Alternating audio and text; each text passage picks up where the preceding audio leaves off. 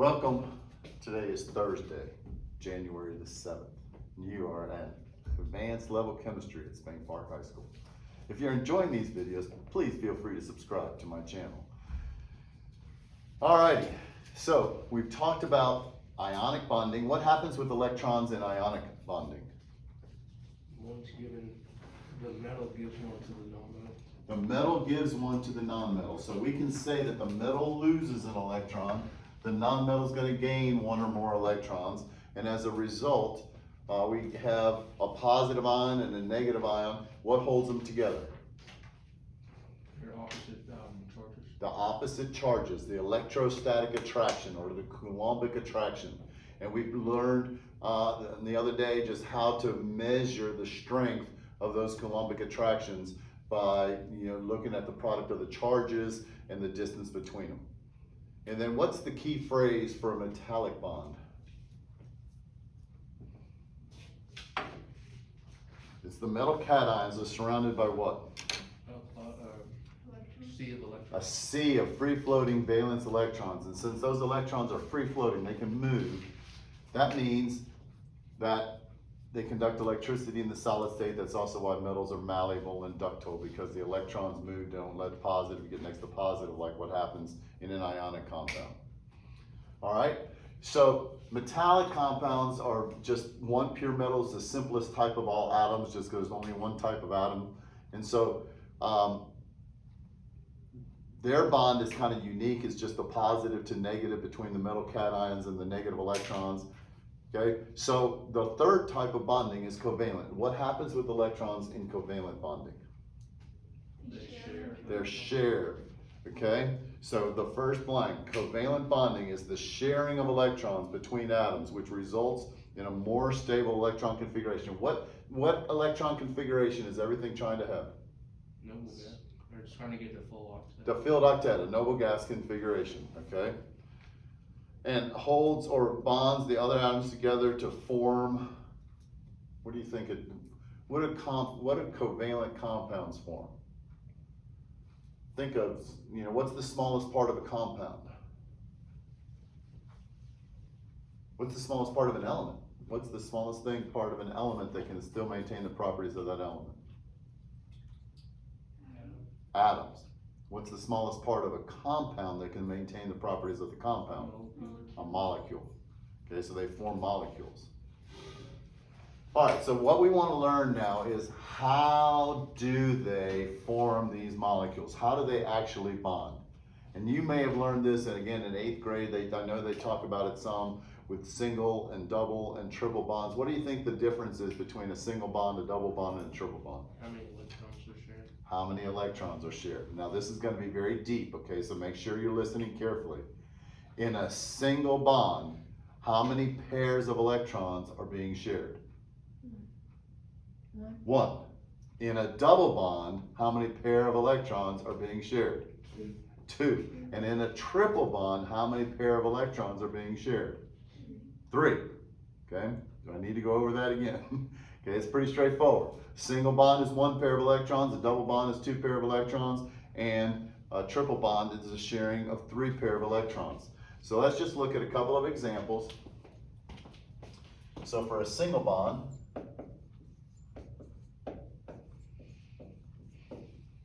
it could be like hydrogen that has 1 valence electron, but hydrogen wants to have how many? 2, to be like helium. Okay, so another hydrogen is right here, and so this hydrogen says, hey, give me your electron. I need 2. I need to be like helium. The other one said, you give me your electron. I need to be like helium. So they come up with this amazing idea of, hey, let's just share.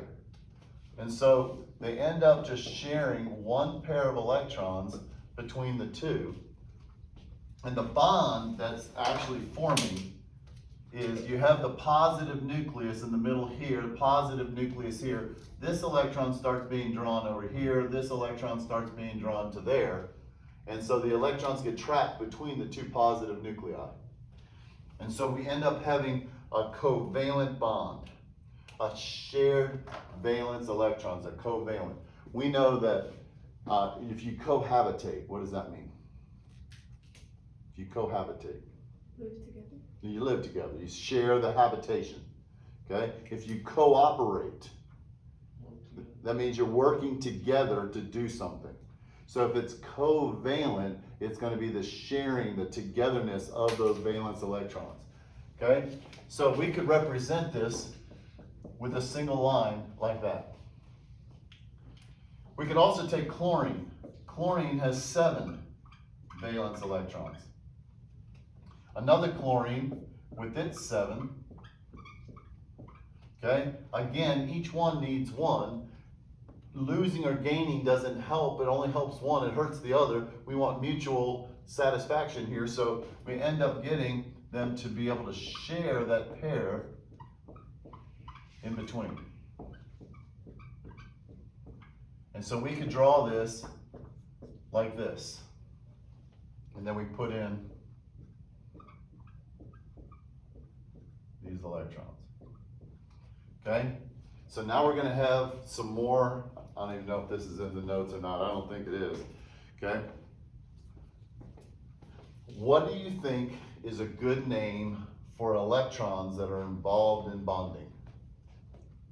Bonding electrons. Bonding electrons. Okay?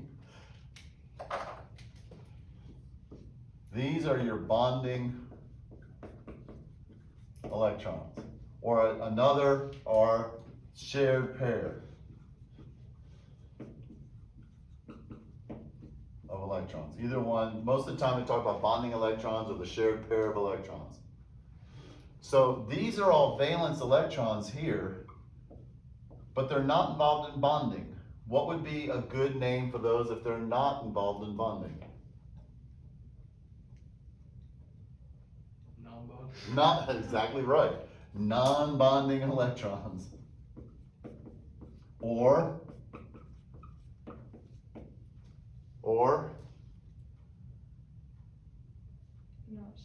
not shared or unshared pairs. Very creative names.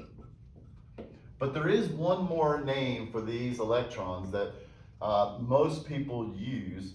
I'm not quite sure where the name comes from, but they're called lone pair electrons. Lone pair electrons. I can't help thinking about this. This always reminds me of my time in Louisiana. I lived there for 23 years. And there was a famous bayou. It was known as the loneliest bayou in all the South. You know, bayou's a little inlet, whatever. And you know what the name of that bayou was? Bayou Self.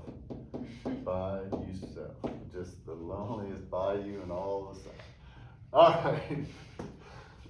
Just a little humor to keep you going here on a Thursday. All right, so this is the one actually that I use the most. Lone pair electrons. They're the valence electrons that aren't involved in bonding. Okay? So we can share, this is a single bond. We can do one more. If we look at oxygen, oxygen has 6 valence electrons. So how many more does it need? 1, no, 2. So if it combines with water, with hydrogen to make water, hydrogen only has 1, so it can react with 2 hydrogens and then end up making oxygen, hydrogen, hydrogen. So is that double covalent? Okay, that's a good question, because now we have here, it looks like this, but this is not a double bond because there's only 1 pair shared between each atom. So this is just 2 single bonds in the molecule. Okay, so when we're talking about, when we go to a double bond, which we're going to do next, you'll see that we're going to share 2 pair of electrons between 2 atoms. This is just a pair of electrons between each atom, so we have 2 single bonds being formed. All right? So, we have all that? We're all good? Okay, I'm doing something different with the videos now. I'm just focusing and zooming in on just one half of the board. And so I have to, if I need to, I'll have to move the camera, but. All right, so let's look at a double bond.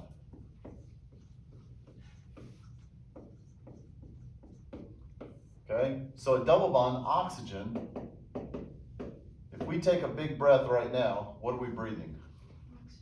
Oxygen. What's the formula of it? Do we remember? O2. O2. Oxygen's always diatomic. Oxygen always going to be in a pair because it needs 2 electrons.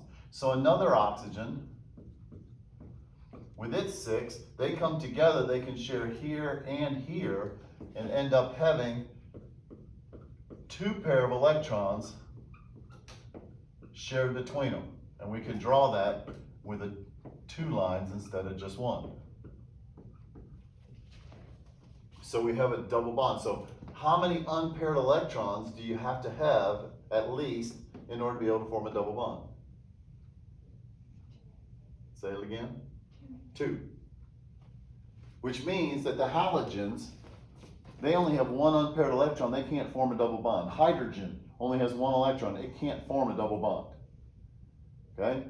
They only have 1. You need 2 unpaired in order to be able to form your double bond. So only these few that are in the oxygen family and everything just above the zigzag line, okay? But only those few can actually form double bonds. It can not necessarily be with itself. A common compound is carbon dioxide. And so if we look at carbon, carbon has 4 valence electrons.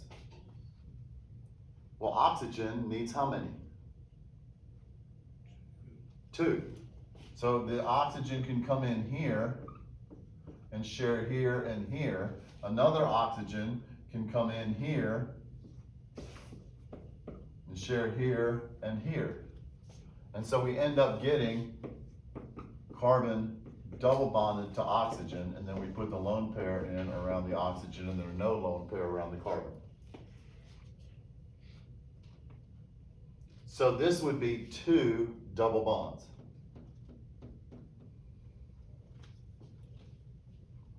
All right? So the oxygen is one of the most common things to form double bonds, but sulfur can form double bonds. Okay, we don't do a whole lot with selenium and tellurium, but they're capable of forming double bonds as well. Carbon can form double bonds because it has 4 unpaired electrons. So, but there's just a small select few atoms that form double bonds.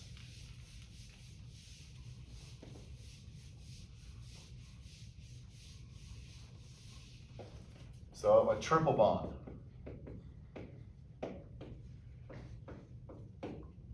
A triple bond. How many pair of electrons, how many unpaired electrons do you think you have to form a triple bond? 3. Okay? So only those elements that can have 3 unpaired electrons, the reality is really just carbon and nitrogen. Now technically phosphorus, arsenic, silicon can form triple bonds, but I've never seen compounds with them. Most common compounds are forming triple bonds with carbon and with nitrogen. So there's a compound called acetylene, like an acetylene torch. Welders use acetylene. C2H2. Well, carbon has 4 valence electrons. So another carbon with its 4 valence electrons. You can put a hydrogen here with its 1, a hydrogen here with its 1 to get the single bond, but carbon now still only has that 1. So it's going to want to share here and here. So we would say it would look like that.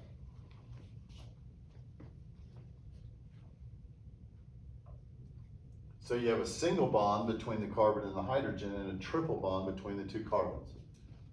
Now you guys are all copying this down and looking at me, but is it making sense? Is there anything that you're fuzzy on? What's the main component of the air that we're breathing right now? Oxygen. No, oxygen is what we use, but it's only 21% of the air. Carbon dioxide. Now, carbon dioxide is what we exhale, and it's only a very 0.04% of our air is carbon dioxide. Nitrogen is the number 1. It's 78% of all the air molecules are nitrogen. Okay, so most of what we breathe in is nitrogen, but it's very inert, meaning it doesn't react with anything, because nitrogen has 5 valence electrons. So another nitrogen with its 5 valence electrons shares here, here, and here. So we have a triple bond on your nitrogens.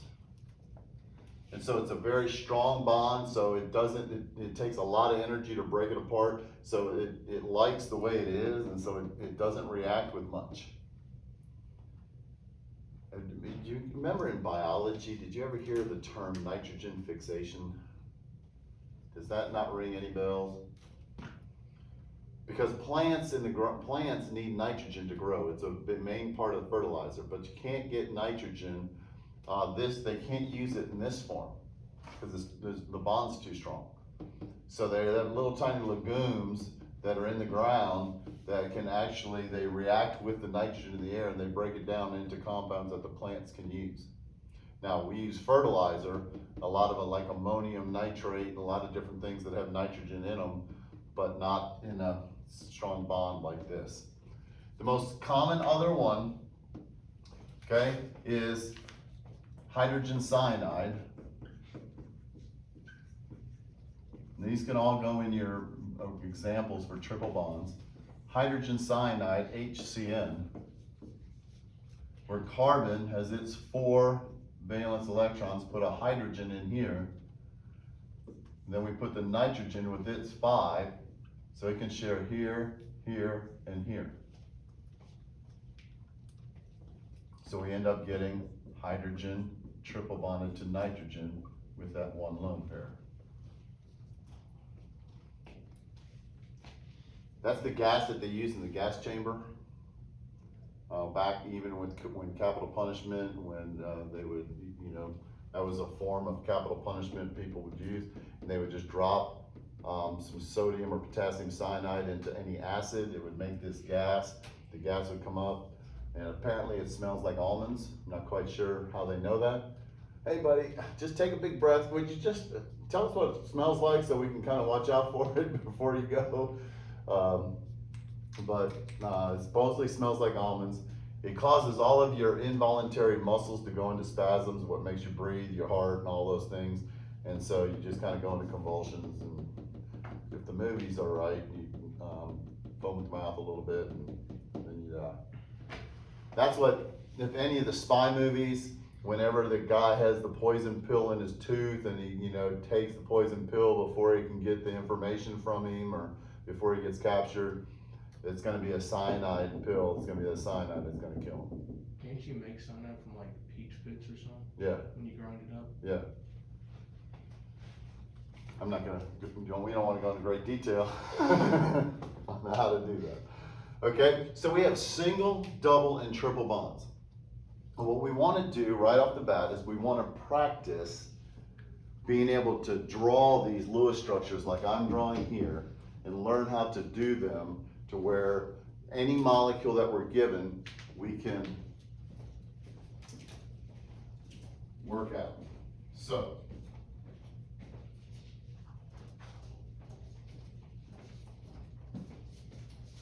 we have some rules for drawing Lewis structures. If you follow the rules, follow these guidelines, this works for any and all types of molecules.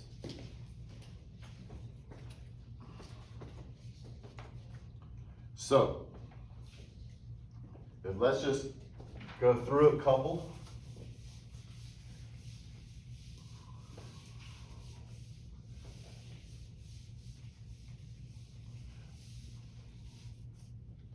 So the first one that's given as an example is CHI3.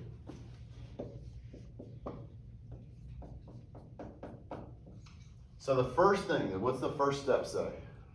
Sum valence electrons for all atoms and compounds. Okay, so we have to sum all of the electrons. So how many valence electrons? How many valence electrons does carbon have? 4. Does everybody know how to tell the number of valence electrons? If anybody's watching and you don't know how to know valence electrons, email me, text me something. And we need to make sure you know valence electrons, but you just look at the group number. Group 14 is gonna have 4 valence electrons. Hydrogen has how many? Well, the thing it says hydrogen has Actually, I did it right, I've been screwing up all day, so.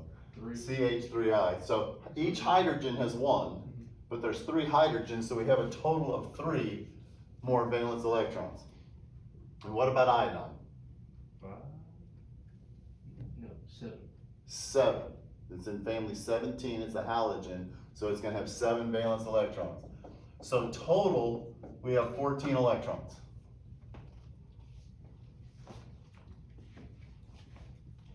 Okay? Now, that's all you have to work with. You can't have more, you can't have less. You have 14. So then it says, write the symbols for the atoms and attach them to one another using a single bond. One line representing 2 electrons. Couple of things. You're always going to have a central atom. Okay? And when we look at the central atom, this is how you're going to know which one to build around. Number 1, it's the atom that there is the least of.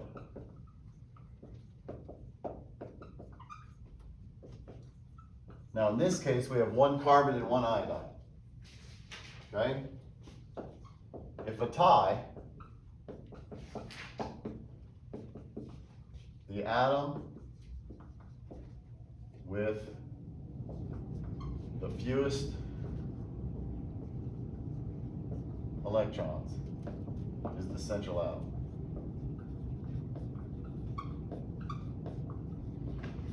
Now, just point of interest, hydrogen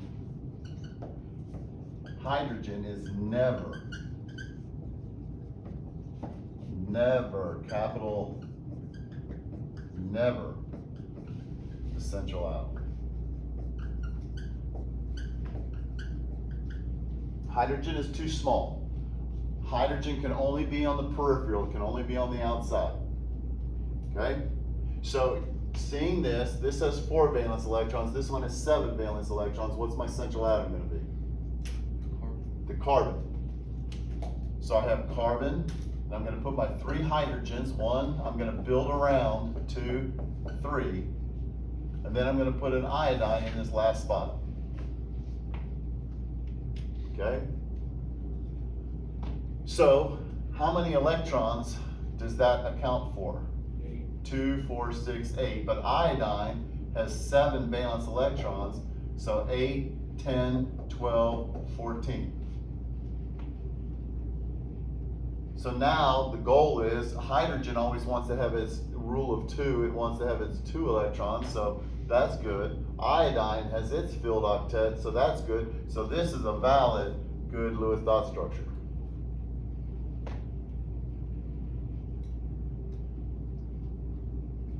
Okay?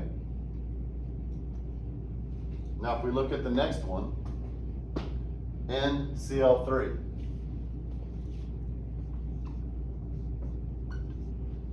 Well, nitrogen has how many valence electrons? 5. Chlorine has how many? 7 times 3 is going to be 21. So we're going to have 26 electrons. So what's my central atom going to be? Nitrogen.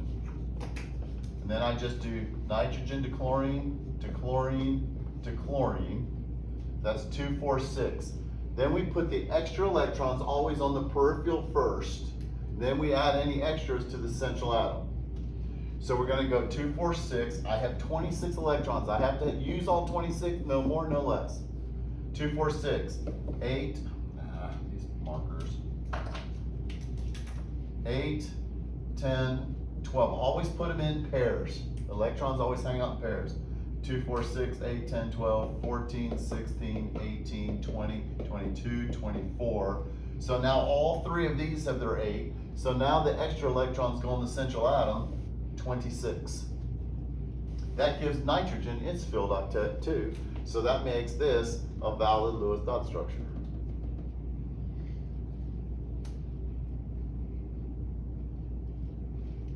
Now the last one, O3. Does anybody know what the name of O3 is?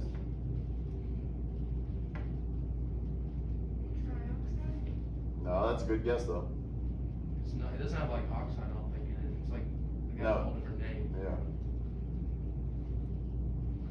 It's a pollution and part of the smog on a summer day. They say that's gonna be high in this substance. It's also in the upper atmosphere to block out UV rays. Hopefully somebody at home is screaming the answer as you're watching this on the video. But O3 is called ozone.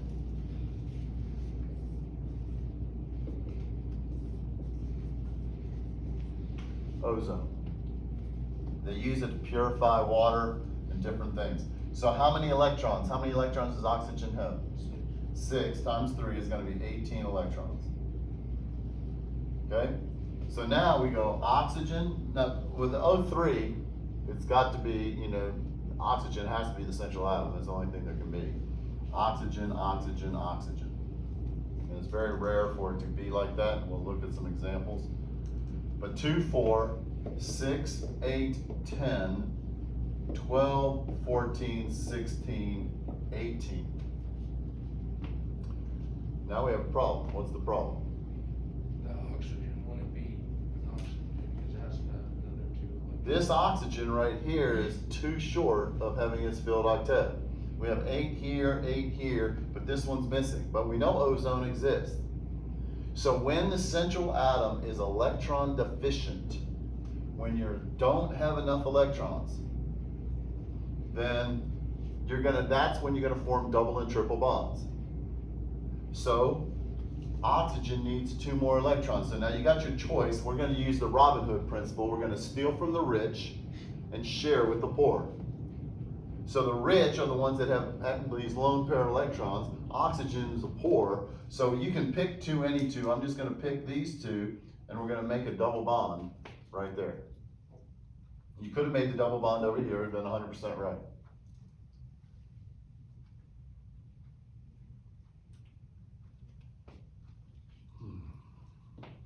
Okay? We're gonna do a few more. I'm gonna do a few more with you and then I'm gonna let you practice doing some.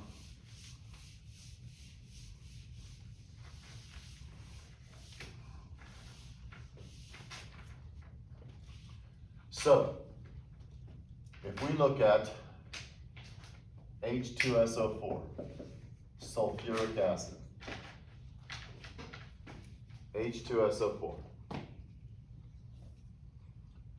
So when I look at this, I need to, first step is count my electrons. I have +1, so I have +2, +6, and then 6 times 4 is 24. So I have 32 electrons to work with. Are we all good with how I'm doing that? Okay? What's my central atom gonna be? Sulfur. Sulfur. Okay?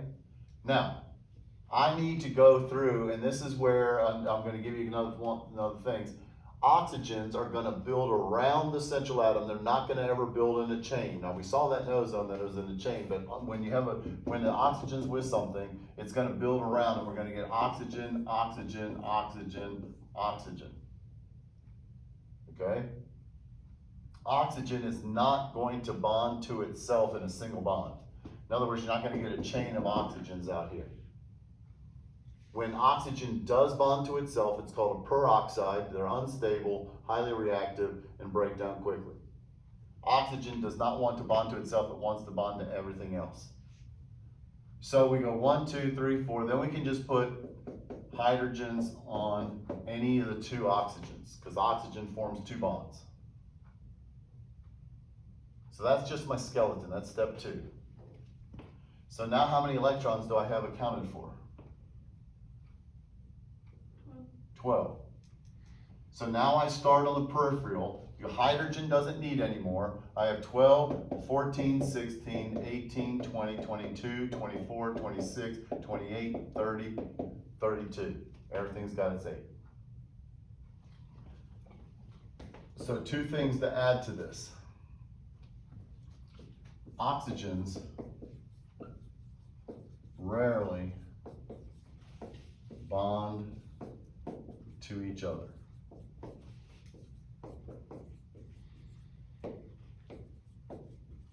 When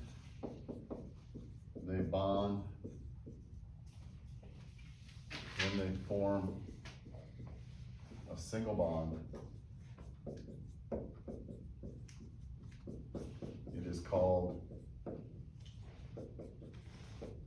a peroxide.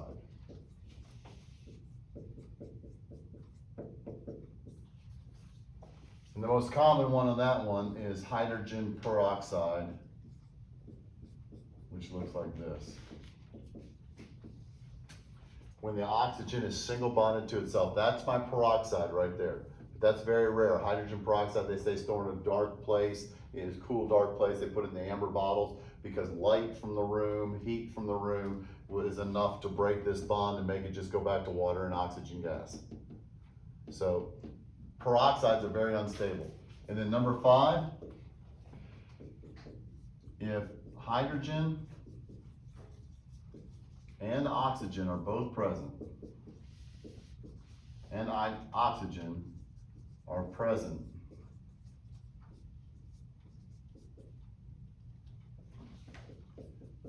the hydrogen will attach to the oxygen, not the central atom.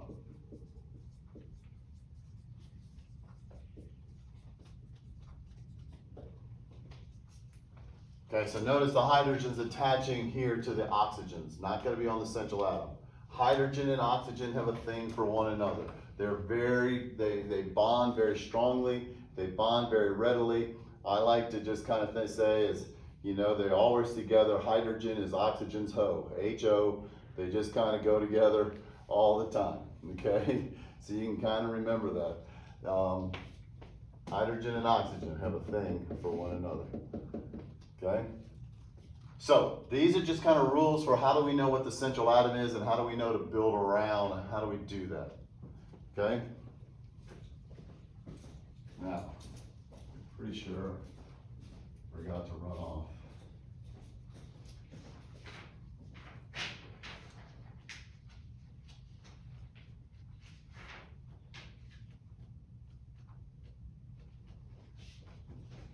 Okay, we're going to take a break here. We'll pause. Because I forgot to run off the sheet that you need.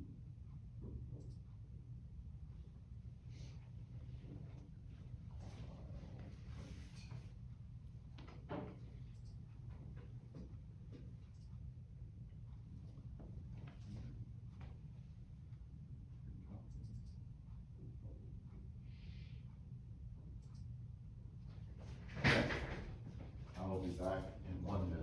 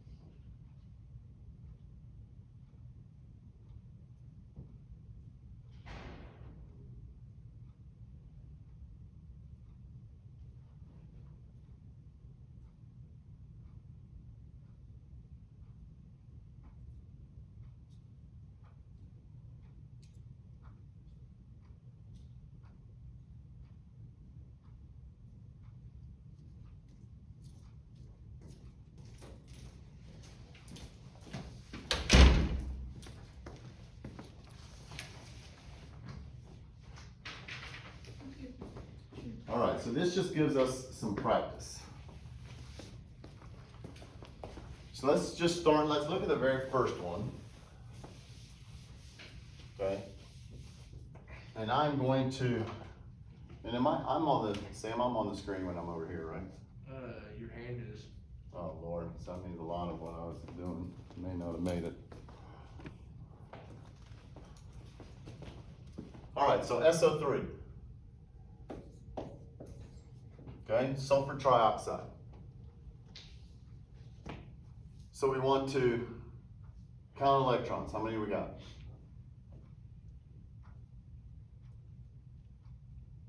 24. Okay? 6 plus 18 equals 24 electrons. What's my central atom gonna be? Sulfur. So I'm gonna say sulfur, oxygen, oxygen, oxygen.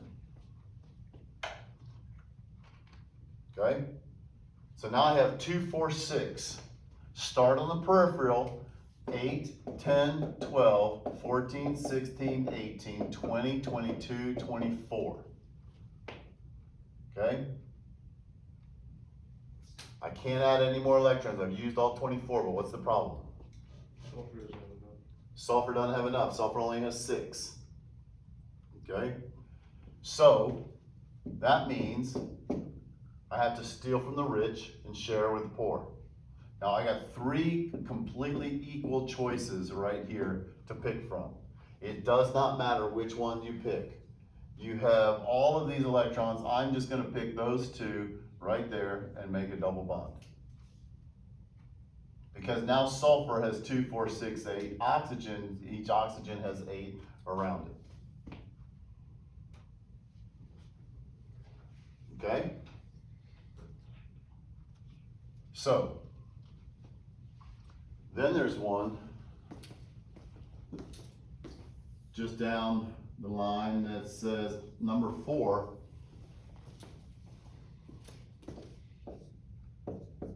Says I3 minus. First off, what's the minus mean? It's lost in one. What's the charge on an electron? Negative. Negative. So if it's negative, did No, it? you gained It it. gained 1 electron, right? Okay, so that means we're gonna have 7 times 3 is 21, plus this 1, so we're gonna have 22 electrons. If it's positive, you take it away. If it's minus 2, you add 2. If it's plus 2, you take 2 away. So we have 22 electrons. Now obviously iodine has to be the central atom here. Okay? So that's 2, 4, 6, 8, 10, 12, 14, 16, 18, 20. But everything's filled, but I got 2 extra electrons. If you look at number 4 on the rules, place any leftover electrons on the central atom. So what's gonna happen is that we're gonna put another pair, and I'm just gonna do this for simplicity's sake. So I'm gonna have 3 pair of electrons around the iodine rather than just 2. So how many does that give around the iodine total? 8. 2, 4, 6, 8, 10. Right? So this is called an expanded octet. It's got 10 electrons. Whenever you're going around and you have extra electrons, you can always put them on the central atom. As long as the element is on the 3rd row of the periodic table and below, you can have an expanded octet. They can actually have more than 8 electrons around the central atom. Carbon, nitrogen, oxygen, fluorine, neon, those elements are too small to have an expanded octet, so that will never happen. But as long as it's on the 3rd row and below on the periodic table, you can have an expanded octet and you just put extra electrons on the central atom. They always go on the central atom. Let's look at another one like that. It's going to be, if we just go, let's go all the way down to number 14, KRF4.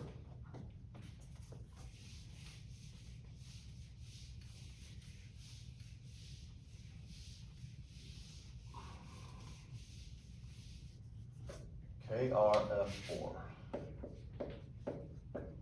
Well, how many valence electrons does krypton have? It's far right. 8. It's a noble gas. Not supposed to react, but krypton and xenon, if you have reacted with a highly reactive compound like fluorine, it will be forced to react. Plus 7 times 4 is 28. We have 36 electrons. So I do my krypton, fluorine, fluorine, fluorine, fluorine. Okay? 2, 4, 6, 8, 10, 12, 14, 16, 18, 20, 22, 24, 26, 28, 30, 32. So now everything has the 8 electrons around it.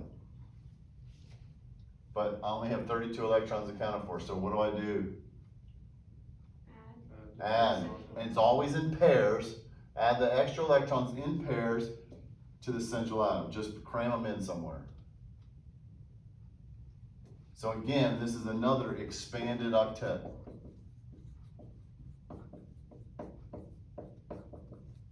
This one has 12 electrons. That's pretty much as big as you can go. Okay, so we just follow the rules. So let's take, there's only a few minutes left, 5 minutes left. Let's see if you can get one. We've already done 1 and 4. Let's just finish through number 6. 1 through 6. So those of you at home, I'd like for you to do 1 through 6 and go ahead and cam scan those in by 10 o'clock tonight. Okay? 1 through 6 on the Lewis dot structure worksheet.